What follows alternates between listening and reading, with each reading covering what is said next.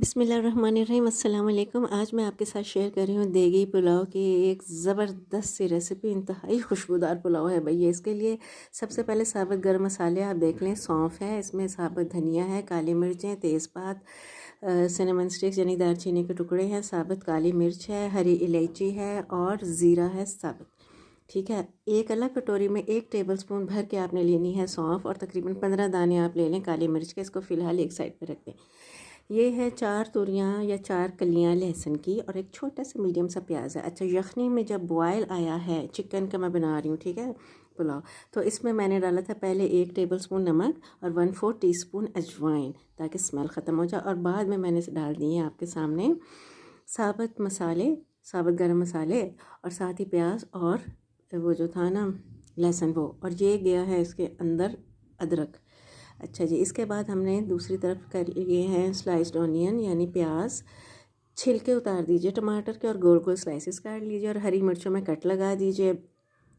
और साथ 1 टेबलस्पून मैंने पेस्ट लिया है अदरक और लहसुन की। ये है बारीक कटा हरा धनिया और हरा पुदीना।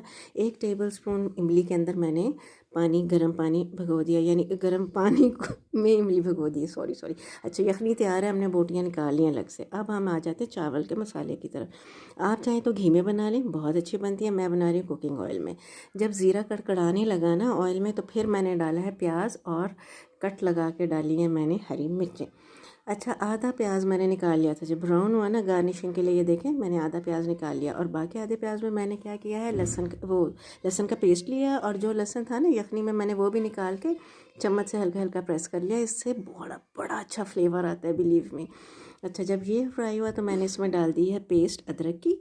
इसको हमने हल्का सा फ्राई किया और उसके बाद हमने डाल दिए टमाटर के स्लाइसेस। साथ ही पानी का हल्का सा छींटा दे के ढक दें ताकि ये सॉफ्ट हो जाए।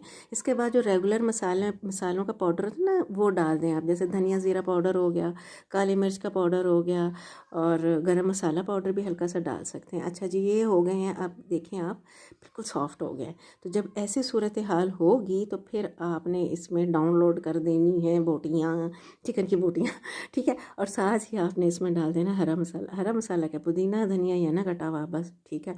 और इसको आप ढक दें और अच्छी तरह पकाएं। जब ज़रा ज़रा सा हल्का हल्का सा जूसी होगा ना, तो फिर आपने इमली का पल्प डाल देना। इसको भी आपने पकाना है, कच्चा तो नहीं ना रखना। और जब ऐसी सूरत हाल होगी, ऑयल निकल आएगा, तो ग्राइंड करना है आपने सौंफ और काली मिर्चों को एक साथ, और फिर आपने इसको डाल देना। ये गेम चेंजर है जी, यही तो हमारी टिप है इसकी। आपका किचन क्या, पूरी गली क्या, पूरा मोहल्ला, मैं कहती हूँ कि खुशबू से महक जाएगा और किसी को पता भी नहीं चल रहा कि किस चीज़ की इतनी मज़े की खुशबू है। अच्छा, यखनी मैंने छान ली और इसके ऊपर ये जो इसका बाक़ियात है ना, इसको आप ना किसी चम्मच के पिछले हिस्से से प्रेस कर दें। अगर आपके पास मेरी तरह स्पैचुला नहीं है तो ठीक है, उसमें बड़ा असर होता है। अब 2 तरीके हैं, आपने यखनी डाल देनी है इसके अंदर, ठीक है। अब मैं आपको बताती हूँ, मैंने जो सुना है कि कराची में पिछले 2-3 सालों से ना पुलाव इसी तरह बनाया जाता है। अब ये आप देख रहे हैं यखनी का लेवल काफ़ी नीचे है, इसमें आपको बोटियाँ नज़र आ रही हैं। आपने 50% डन करने हैं चावल, उनको छान लेना है, ठीक है। जैसे चावलों में नमक, खुले पानी में नमक डालते हैं, उसमें ग्रीन इलायची, साबुत ज़ीरा, हरा मसाला जो होता है ना, धनिया वगैरह जो होता है, वो डाल के आप उसको बॉयल करते हैं। 1 टेबलस्पून सिरका डाल दें, अगर सिरका नहीं डालना तो 1 नींबू का रस डाल दें। इससे चावल बड़े खिले खिले बनते हैं और खुशबूदार भी। तो आप जब वो से 50% डन हो जाए ना, आप उनको छान लें और इसके ऊपर डाल दें। इसके ऊपर पूरी एक लेयर आ जाएगी चावलों की, ठीक है। और आपने फिर इसको ढक देना है, 4 से 5 मिनट तेज़ आग रखनी है। उसके बाद यानी जब फर्स्ट बॉयल आ जाएगा, फिर आपने दम पे लगा देना 20 मिनट के लिए। ये आजकल पुलाव इस तरह बन रहा है, ठीक है ना, मतलब जो मैंने सुना है कराची वाले आप इस तरह बना रहे हैं। बहरहाल, तो मैं यहाँ पे बना रही हूँ रवायती तरीके से। रवायती तरीके में यही है कि आपने यखनी नाप के डाल देनी है और जो आपने एक्स्ट्रा पानी, फिर जो ये एडिशनल वाटर जो आप डालते हैं ना नाप के अपने चावलों के हिसाब से, वो। अब चावल मैंने तो भगोया हुआ पुराना बासमती चावल भगोया हुआ, मैं कम से कम आधा घंटा भगोती हूँ। तो आप भी देख लें, अगर आप सेला राइस बना रहे हैं, डबल स्टीम राइस, तो फिर वो तो आपको 1.5-2 घंटा भगोना पड़ेगा, उसमें चावल टूटने का ख़तरा नहीं होता। अब मैं रवायती तरीके से बना रही हूँ, जब बॉयल आया तो मैंने इसमें चावल डाल लिए। आधा घंटा भगोए हैं तो मैंने अपने हिसाब से पूरा पानी डाला है। और अगर ये आधे घंटे से ज़्यादा भीगते तो मैं एक्स्ट्रा पानी, जो एडिशनल वाटर मैंने डालना था, वो मैंने कम डालना था, ठीक है। और बस आप देख लें, इसको ढक्कन दे के पका लें जो आपका हिसाब किताब है आँच का। तो और इस स्टेज पे मैंने नमक चेक किया था, नमक बिल्कुल ठीक है, मैंने नमक और नहीं डाला। अब मैंने लगाना है दम।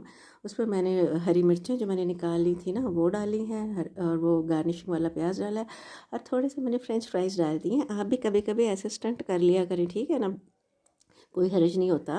तो बस इसको फिर मैंने 10 मिनट दम पे लगाया था, और अब मैं आपको दिखा रही हूँ कि ये देखें खिला खिला चावल है, और खुशबू वाकई बहुत ज़्यादा, ये वाकई देगी खुशबूदार बिरयानी भाई, बिरयानी सॉरी पुलाव देगी खुशबूदार पुलाव है, और बड़ा ज़बरदस्त इसका टेस्ट है। ज़रूर ट्राई करें। अल्लाह हाफिज़।